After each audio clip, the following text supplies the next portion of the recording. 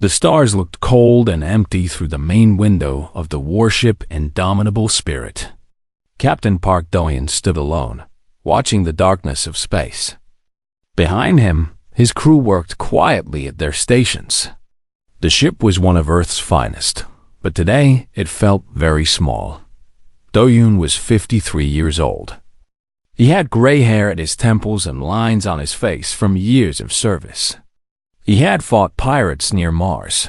He had protected cargo ships in the asteroid belt. He had never lost a battle.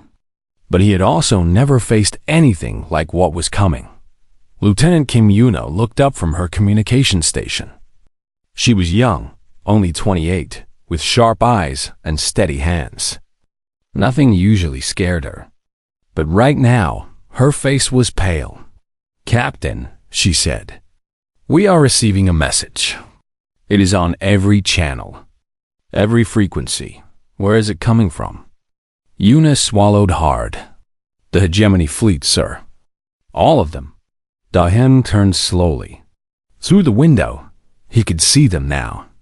Thousands of ships. No, not thousands. 12,000. They filled the space around Earth's solar system like a wall of metal and light. Each ship was bigger than anything humans had ever built. Each one carried weapons that could turn a city to ash. In seconds, the Galactic Hegemony had ruled the galaxy for 300,000 years. They had conquered 10,000 species. Some they absorbed into their empire. Others they simply erased from existence. No one fought the hegemony and lived. "Put the message on screen," Do-hyun said. The main screen flickered. A figure appeared. It was an Ordani, one of the ruling species of the hegemony. Its body was made of living crystal that glowed with soft blue light. It was beautiful in a cold, terrifying way. "Species designation: human," the Ordani said. Its voice echoed through the bridge like ice cracking. "You have broken 17 laws of the hegemony. You expanded into space that does not belong to you. You refused to give us samples of your genetic code. You built faster-than-light ships without permission." The crew stood frozen. Ensign Lee Ji-woo, the youngest member of the bridge crew, gripped his console until his knuckles turned white. Navigator Chomina held her breath. The Ordani continued. "The Hegemony Council has made its decision. You will surrender all your warships. You will register your species in our database. You will accept hegemony rule over your planet. You have 1 day to agree. If you do not agree, we will destroy you. All of you. Every human. Everywhere." The screen went dark. Silence filled the bridge. Yuna stared at her console. Ji-woo looked like he might be sick. Even Commander Shin Tai-woo, Do-hyun's second in command, seemed lost for words. Tai-woo was a big man, strong and brave, but his hands were shaking. "Sir," Tai-woo said quietly, "what do we do?" Do-hyun did not answer right away. He looked at each member of his crew. These were good people. They had families on Earth, parents, children, lovers waiting for them to come home. They were all thinking the same thing. "This is the end." Then Do-hyun smiled. It was not a nervous smile. It was not a fake smile meant to make everyone feel better. It was a real smile, the kind a man makes when he finds something funny. "That's cute," he said. Tai-woo blinked. "Sir, you heard me." Do-hyun walked to the center of the bridge. His boots made solid sounds on the metal floor. 12,000 ships. An empire that has ruled for 300,000 years. And they give us 1 day to surrender. He laughed softly. They have no idea who they are dealing with. Yuna found her voice. "Captain, they have enough firepower to destroy Earth 10 times over." "Yes, they do. We only have 800 ships in the entire fleet." "I know." "Then how can you smile?" Do-hyun turned to face her. His eyes were bright and hard, like steel catching the light. "Lieutenant, do you know what happened at a place called Thermopylae?" 300 soldiers held a mountain pass against an army of hundreds of thousands. They all died, but they held the line long enough to save their people. He walked to the main screen and pulled up images from Earth's history. Soldiers charging into hopeless battles. Cities burning but never surrendering. People standing against tanks with nothing but their bodies. Humans do not surrender, Dahyun said. We never have. When we face impossible odds, we do not run. We do not beg. We fight harder. We fight dirtier. We make our enemies pay for every inch of ground in blood. Taiwu stepped forward. The hegemony has destroyed entire species, sir. They have weapons we cannot even understand. And we have something they cannot understand. Dahyun tapped his chest. We have this. The human heart. The thing inside us that would rather die standing than live on our knees. He opened a channel to Earth Command. Admiral Baek Soo-hyun's face appeared on screen. She was an older woman with silver hair and eyes like ice. She had led Earth's defense forces for 20 years. Captain Park, she said. I assume you received the message. I did, Admiral. And your assessment? Do-hyun stood straight. They expect us to surrender. They expect us to be afraid. They have done this 1,000 times before, and it has always worked. He paused. It will not work this time. Admiral Baek studied him for a long moment. Then, slowly, she nodded. The Council has authorized Operation Defiance, she said. You have command of the First Fleet. 800 ships against 12,000. It will be enough. You sound very sure, Captain. Do-hyun smiled again. That same dangerous smile. Admiral, they came here thinking they would find sheep.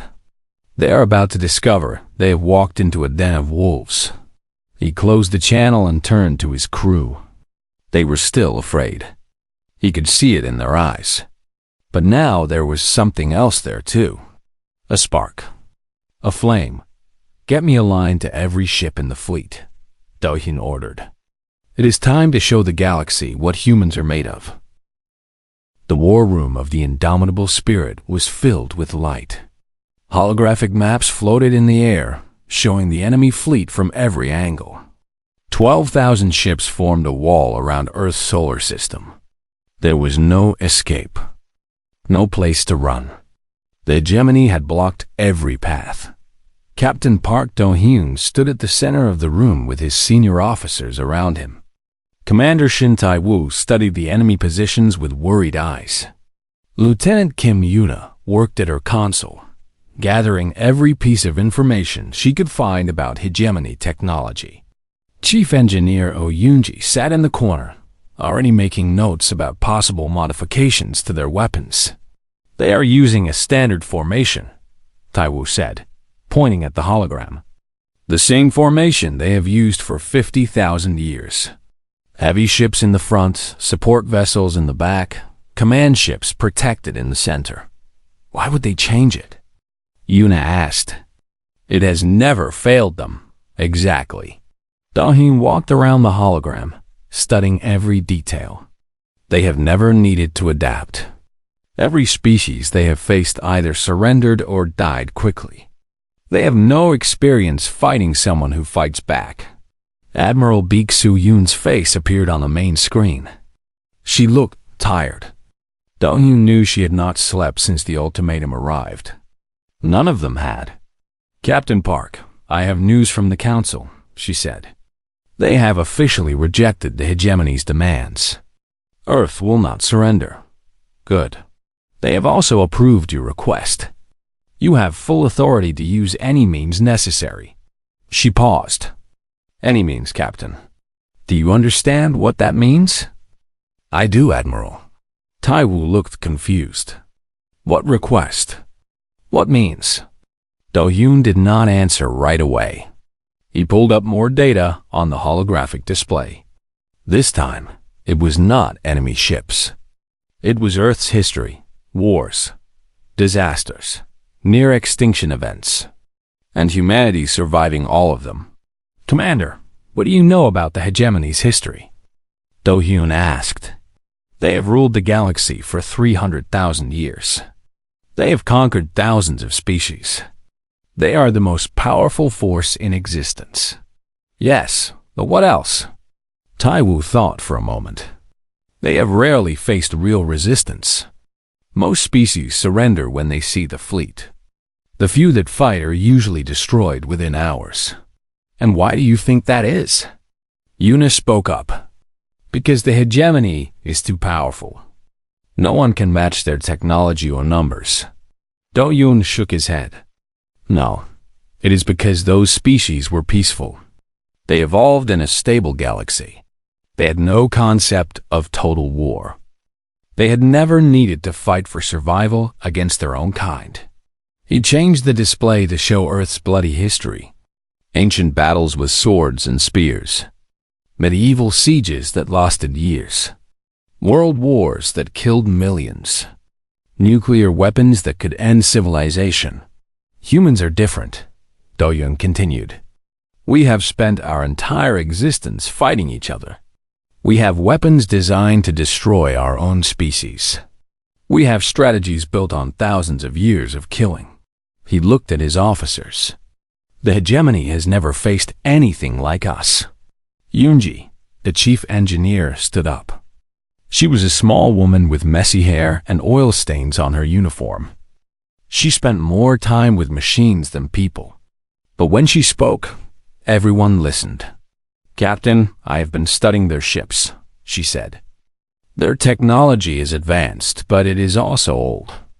They have not improved it in thousands of years because they never needed to. Their shields are strong, but they have weaknesses. Their weapons are powerful, but they are slow. Can we exploit those weaknesses? Yes, but it will require some modifications to our ships. Dangerous modifications. How dangerous? Yoonji smiled. It was not a pleasant smile. About 50% of our ships might explode during the battle, but the other 50% will hit much harder than the hegemony expects. Taiwu stared at her. You want us to turn our ships into bombs? Not bombs. Just ships that can become bombs if needed. She shrugged. It is a human tradition. We call it the Ru Protocol, named after Captain Ru, who first suggested it during the Mars Rebellion. Do-hyun nodded slowly. Do it. Start the modifications immediately. Sir, Taiwu stepped forward. Are you sure about this? We could try to negotiate. Maybe if we give them something, they will reduce their demands. They do not want negotiations, Commander. They want obedience. Total, complete obedience. Do-hyun turned to face him. And there is something you need to understand about humans. We would rather die free than live as slaves. That is not just a saying. It is in our blood. It is who we are. He walked to the window and looked out at the stars. Somewhere out there, 12,000 ships waited to destroy everything he loved. His home, his people, his species. My grandfather fought in the last great war on Earth, Do-hyun said quietly. He told me stories about soldiers who charged machine guns with nothing but courage. About pilots who crashed their planes into enemy ships. About civilians who fought tanks with bottles of burning fuel. He turned back to his officers. The hegemony thinks they understand war.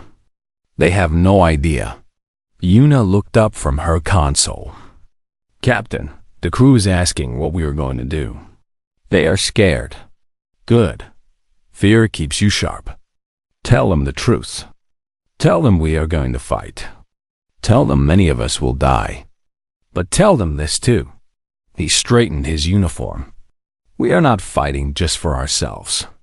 We are fighting for every species the hegemony has crushed. We are fighting to show the galaxy that it is possible to say no. We are fighting to prove that the hegemony is not as invincible as they think. He walked to the door, then stopped. One more thing. Tell them that in 1,000 years, beings across the galaxy will remember this moment. They will remember the day a small species from a small planet looked at the greatest empire in history and said, "We will not kneel." Dohan left the war room. Behind him, his officers began preparing for the impossible. They had one day to get ready, one day to modify their ships, one day to plan a battle against an enemy that outnumbered them 15 to 1. It would have to be enough. The hegemony waited for humanity to beg. That was what always happened. Species received the ultimatum, panicked, and sent desperate messages asking for mercy. The alien admirals had seen it hundreds of times. Fear, tears, promises to obey. It was almost boring at this point, but 18 hours passed, and Earth sent nothing. No messages, no pleas, no negotiations, just silence. On the hegemony flagship, Admiral Vorn of the Ordani species watched his communication screens with growing confusion. His crystal body flickered with colors that showed his emotions. Blue for calm had slowly changed to yellow for worry. Why are they not responding? He asked his officers. They should be begging by now. Perhaps they are still deciding, one of his lieutenants suggested. Deciding what? There is nothing to decide. They surrender or they die. It is simple. But deep in his ancient mind, Vorn felt something he had not felt in centuries. It was small and cold, like a tiny piece of ice in his chest. He did not recognize it at first. Then he realized what it was. On the indomitable spirit, there was no doubt. There was only work. Chief Engineer Oh Yoonji had not slept in 20 hours. Her team moved through the ship like ghosts, cutting, welding, rewiring. They were modifying the reactor core. Under normal conditions, the reactor produced enough power to run the ship's systems. Under the new modifications, it could produce 10 times the power. It would also become very unstable. If we push it past 90%, Yoonji explained to a young engineer named Bak Junho, the containment field will start to fail. At 100%, we have about 30 seconds before the whole thing goes critical. Junho looked nervous. And then? And then our ship becomes a small sun. Everything within 5 kilometers is vaporized. Everything within 20 kilometers is badly damaged. That sounds dangerous. Yoonji laughed. It was a tired laugh. It is extremely dangerous. But the hegemony does not expect it. They expect us to run away when our shields fail. They expect us to surrender when our weapons stop working. They do not expect us to fly straight at them and explode. Junho was quiet for a moment. My sister is on Earth. She has 2 kids. I know. I joined the fleet to protect them. Yoonji put her hand on his shoulder. Then let us make sure we take as many of those alien ships with us as possible, so she and those kids can live in a galaxy where humans are free. In the medical bay, Dr. Han Mirei prepared her special supplies. She was a kind woman who had spent her career healing people. Now she was preparing drugs that would push human soldiers beyond their natural limits. Faster reflexes. No pain, no fear. The side effects were severe. Many who took these drugs would die within days even if they survived the battle. No one refused them. Pilot Kan Jie sat in the hangar bay, checking her fighter for the 10th time. She was one of the best pilots in the fleet. Fast hands. Perfect instincts. Brave to the point of being stupid, her instructors had said. Her wingmate, Yoon Seo-jin, sat next to her. They had been friends since flight school. They had a tradition of eating noodles together before every mission. Today, the noodles tasted like nothing. I was supposed to get married next month, Jie said quietly. Seo-jin looked at her. Supposed to? He understands. We talked last night. Jie stared at her hands. I told him I might not come back. He said he would wait. I told him not to. He said he would anyway. That is love. That is stubbornness. He is very stubborn. GA smiled sadly. I guess that is why I love him. Are you scared? Terrified. You? Same. Seojin leaned back against his fighter. But I'm also angry. These aliens come to our home and tell us to surrender. They do not know us. They do not know what we have survived. Ice ages, plagues, wars. We almost destroyed ourselves a dozen times, and we are still here. GA nodded. We are very hard to kill. The hardest. Captain Park Do-hyun walked through every section of the ship that night. He talked to engineers covered in grease. He talked to soldiers checking their weapons. He talked to cooks preparing what might be the last meal any of them would ever eat. He did not give speeches about glory or honor. He did not promise victory. He simply listened. He heard their fears. He heard their hopes. He heard their anger. And then he told them the truth. They have studied us, Do-hyun said to a group of young soldiers in the cargo bay. They have analyzed our biology. They have counted our ships. They have calculated our weapons. And based on all of that, they have decided we are not a threat. He paused. But they missed something. They did not study our poetry. They did not read about our heroes who died fighting impossible odds. They do not understand why we build monuments to our defeats. They cannot comprehend why we celebrate soldiers who lost. He looked at each of them. We do not fight because we think we will win. We fight because fighting is who we are. We fight because surrender is worse than death. We fight because somewhere, someday, someone will hear about what we did here, and they will know that the hegemony can be challenged. A young soldier raised her hand. Her name was Song Hana, and she was only 19. Sir, what if we lose? Do-hyun smiled. Then we lose. But we make them pay such a terrible price that they will think twice before threatening anyone else. We show the galaxy that there is a cost to tyranny. We prove that even the mightiest empire can bleed. The deadline was almost over. In 6 hours, the hegemony would attack. On every human ship, people prepared in their own ways. Some prayed. Some cried. Some laughed and told jokes with their friends. Some wrote letters they knew would never be sent. And in the silence of space, 800 human ships waited dawn. They were not waiting to surrender. They were not waiting to die. They were waiting to show the galaxy what humanity could do. The deadline passed at exactly 6 in the morning, Earth time. Admiral Vorn of the hegemony gave the order to advance. 12,000 ships began moving toward Earth in perfect formation. They looked like a storm of metal and light, beautiful and terrifying. On the bridge of the indomitable spirit, Captain Park Do-hyun watched them come. His face showed no fear. His hands did not shake. Beside him, Commander Shin Tai-woo counted the enemy ships under his breath, then stopped when the numbers became meaningless. Signal all ships, Do-hyun said calmly. Execute pattern turtle. The human fleet began to move. But instead of charging at the enemy, they pulled back. They retreated toward Earth's moon, Luna. To the hegemony admirals, it looked like cowardice. Finally, they thought. The humans were running. Admiral Vorn allowed himself a small smile. They flee, as expected. All ships increase speed.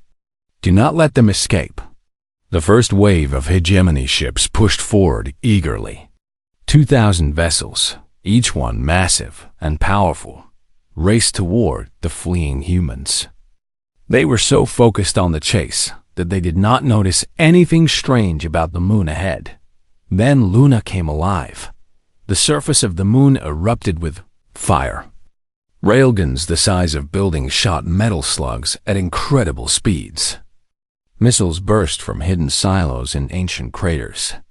Energy beams carved through space like fingers of light.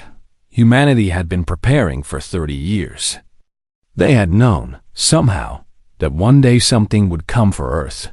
so they had turned their moon into a weapon. The biggest weapon ever created. The first wave of hegemony ships did not even have time to scream. 2,000 vessels became dust and fire in 90 seconds.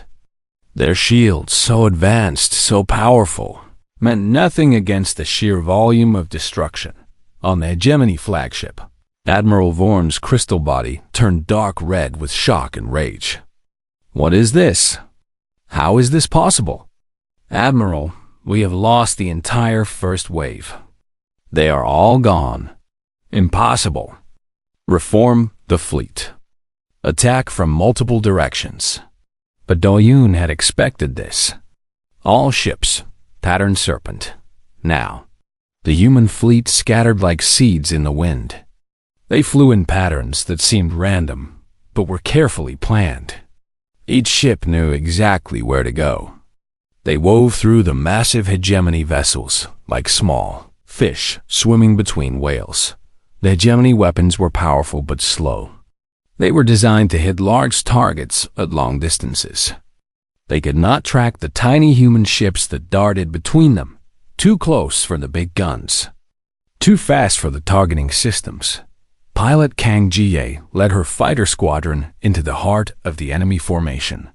Her hands moved faster than thought. Left, right, up, down, roll, fire. Every movement was perfect. "Stay tight," she called to her wingmates. "Hit their shield generators. Make them vulnerable for the big ships." Her squadron dove at a hegemony cruiser, their weapons blazing.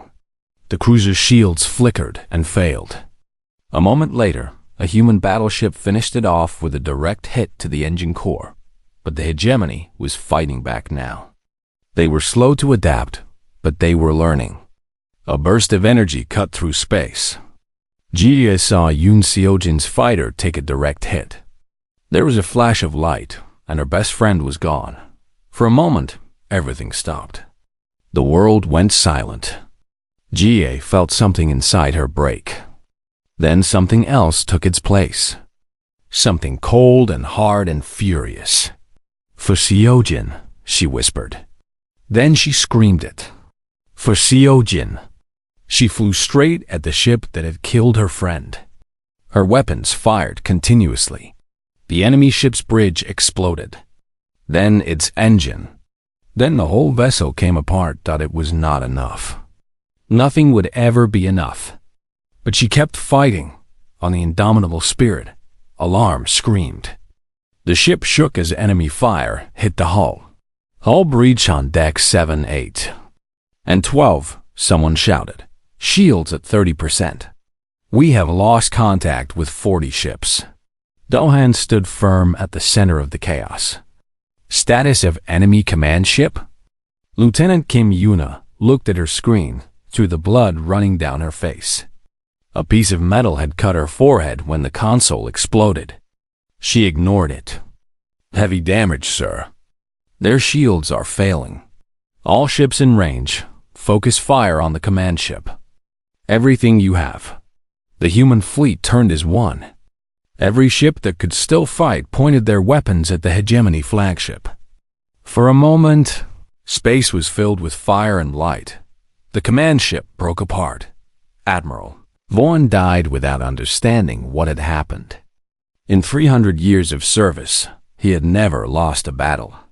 He had conquered dozens of worlds. He had never imagined that his final moment would come at the hands of a species that had only been in space for 2 centuries.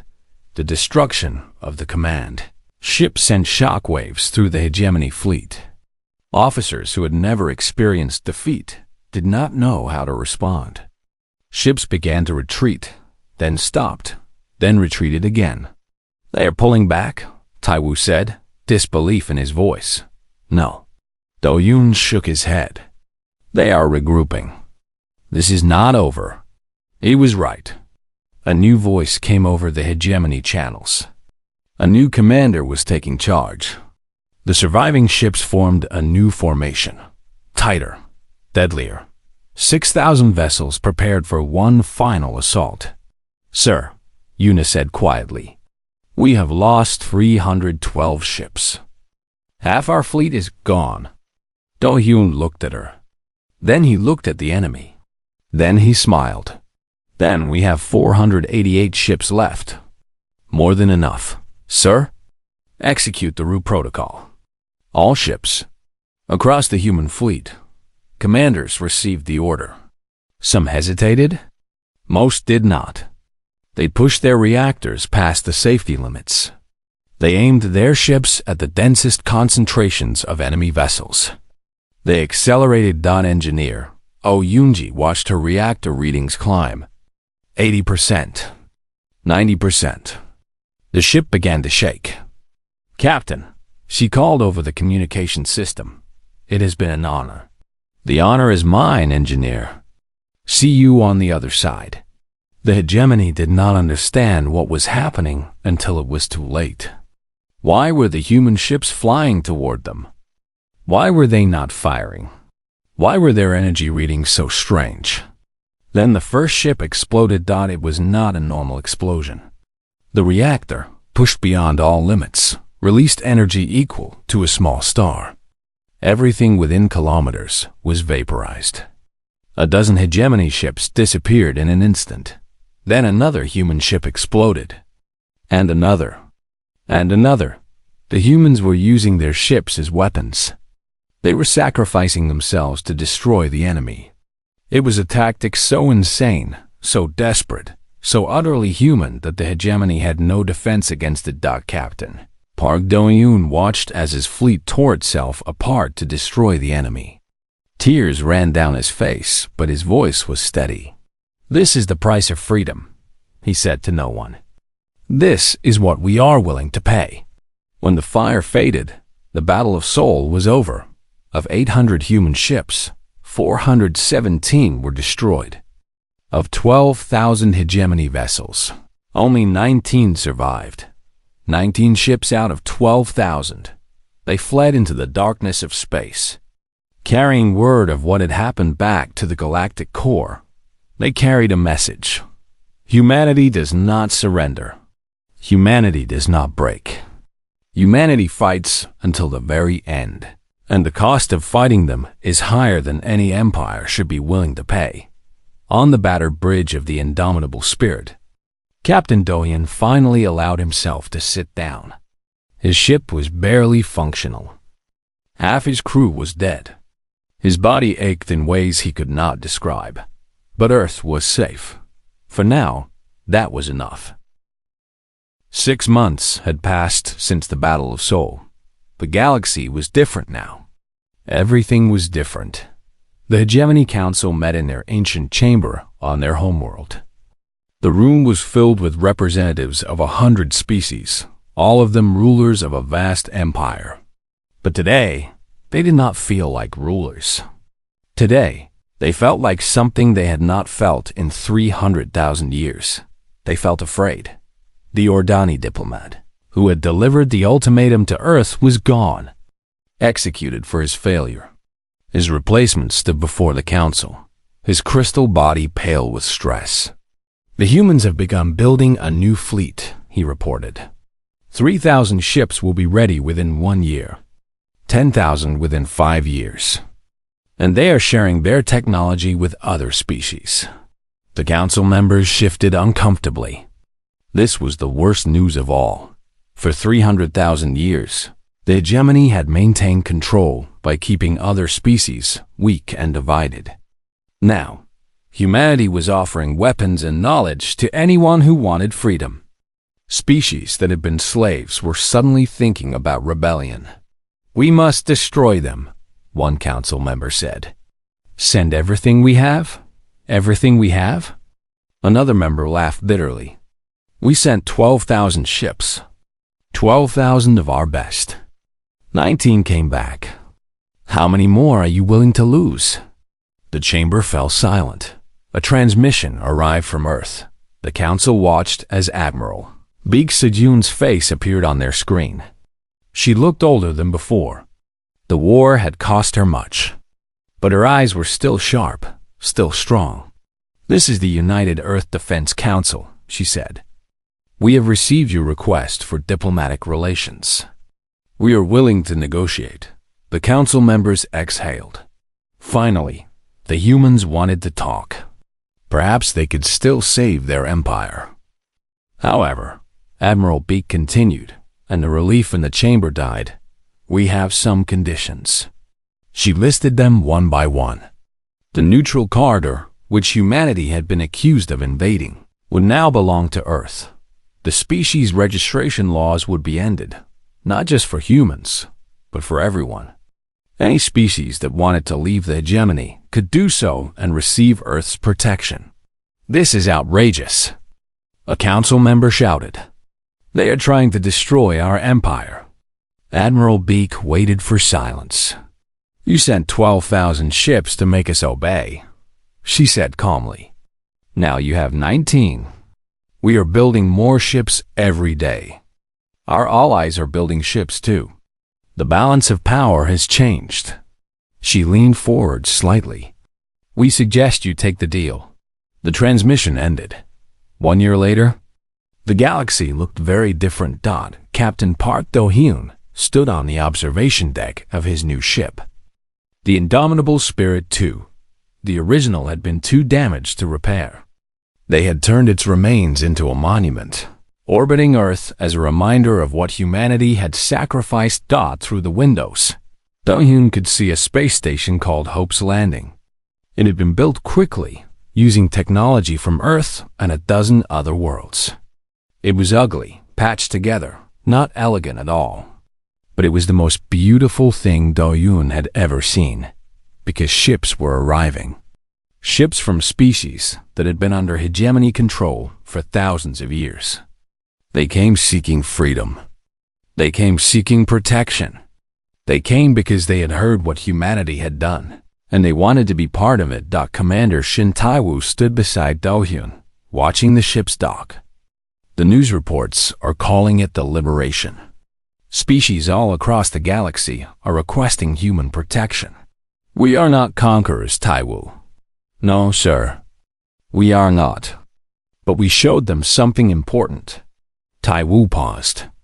We showed them that the hegemony could be beaten. We showed them that standing up is possible. And apparently, that idea is spreading. A small ship docked at the station. The hatch opened and a family emerged. They were Moran, an aquatic species with blue skin and large eyes. They had been servants of the hegemony for 50,000 years. Now they were refugees, fleeing punishment for trying to leave. The parents looked terrified. The children hid behind them, shaking with fear. Then a human walked toward them. Do-hyun recognized her. It was Lieutenant Kim Yuna. She had a scar on her forehead now, a permanent reminder of the battle. But her smile was warm. She knelt down to meet the children at eye level. She pulled something from her pocket. Candy, maybe your small toys. The children looked at their parents, who nodded slowly. Small blue hands reached out and took the gifts. The fear on the children's faces started to fade. The hegemony ruled through compliance, Do-hyun said softly. They made everyone believe that obedience was the only choice.